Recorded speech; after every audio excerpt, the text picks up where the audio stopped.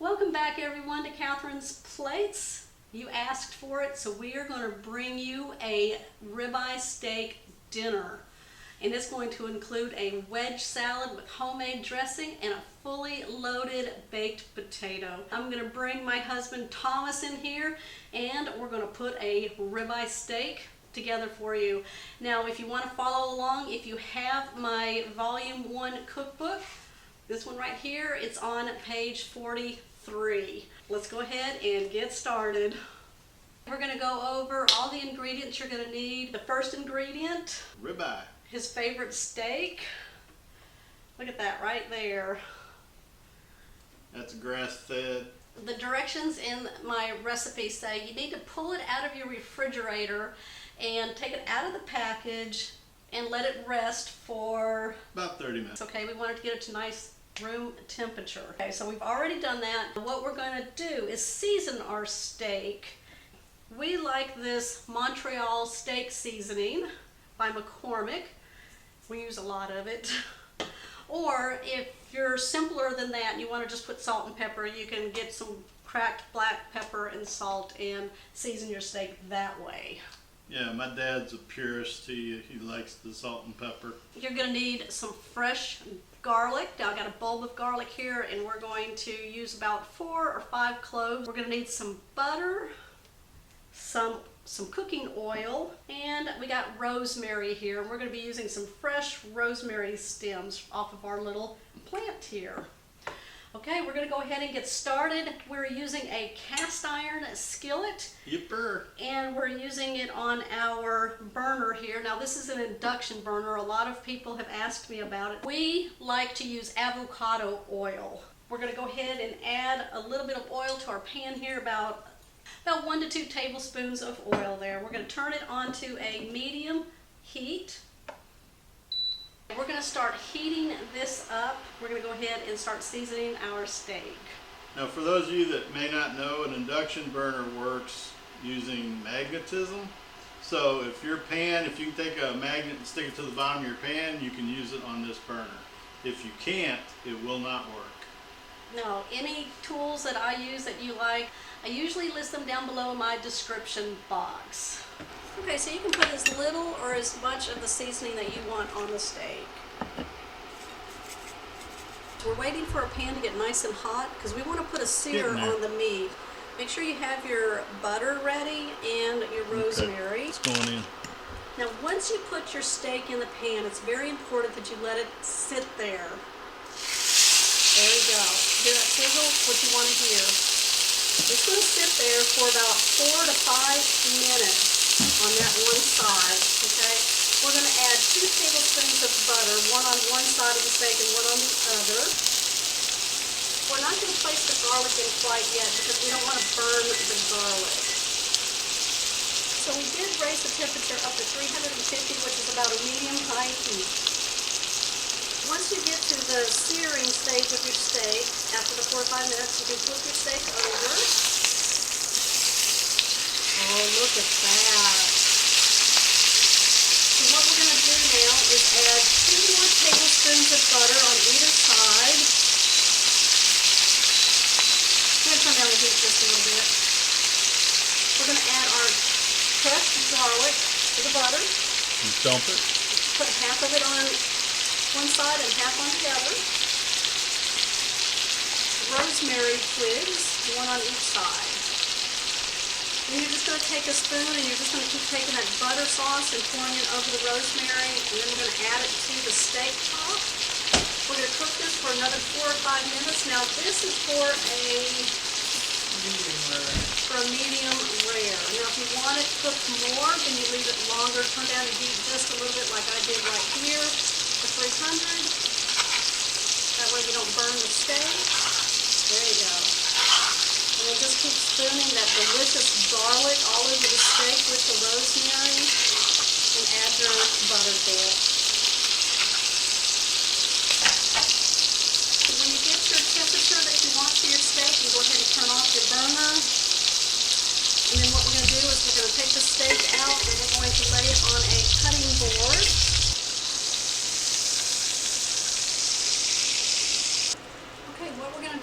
is is let our steak rest on the cutting board for about 10 minutes. This will help distribute the juices. Okay, for the wedge salad, I'm just using an iceberg lettuce head here, and what I'm going to do is I took off the leaves around the top of it. The wedge salad can be made ahead of time, or you can make it while the steak is resting. We're just going to use the half right here, depending on how many people you're going to feed. And then what you want to do is cut it in half again, and then we're going to cut those in half like a wedge.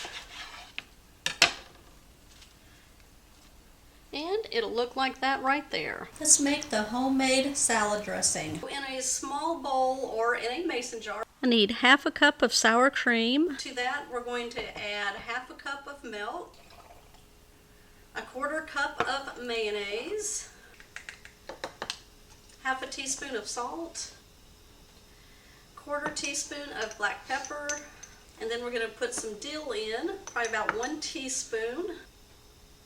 Quarter teaspoon of garlic powder, quarter teaspoon of onion powder. Now you want to whisk all of these ingredients really well.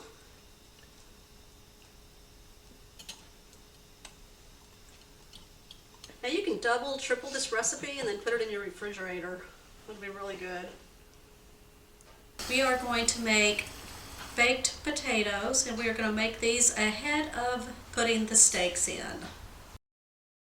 Okay, we're going to wash our potatoes off really good, give them a good scrubbing, dry our potatoes off really well, poke some holes into our potatoes, probably around 8 to 10.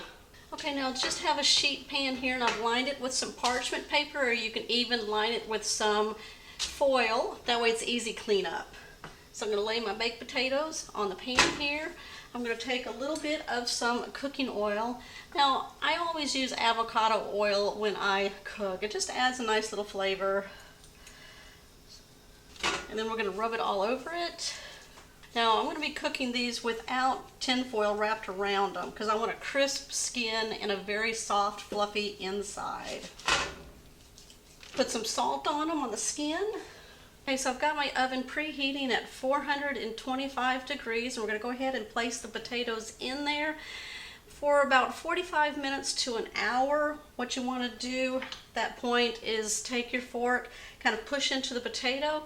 If it goes through, then you got a nice cooked potato. Now, if you feel some resistance there, I would put it back in for another 10-15 minutes. So I had pulled these out of the oven, and they rested for about 5-6 minutes.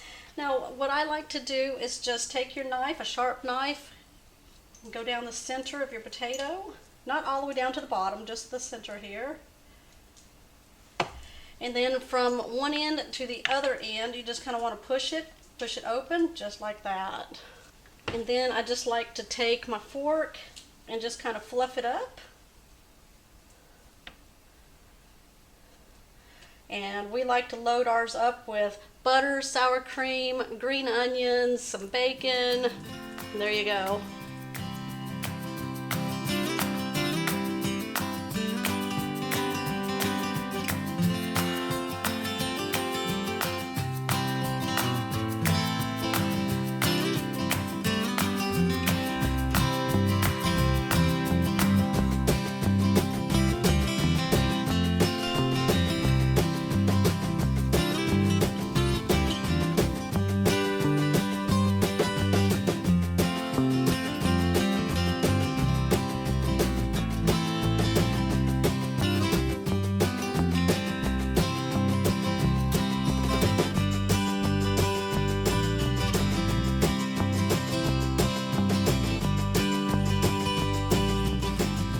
There is our ribeye steak dinner, perfect for Valentine's Day, for anniversaries, heck, probably for any time, right?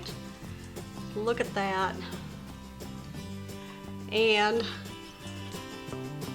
there's our wedge salad to start things off. I have a taste tester for you guys.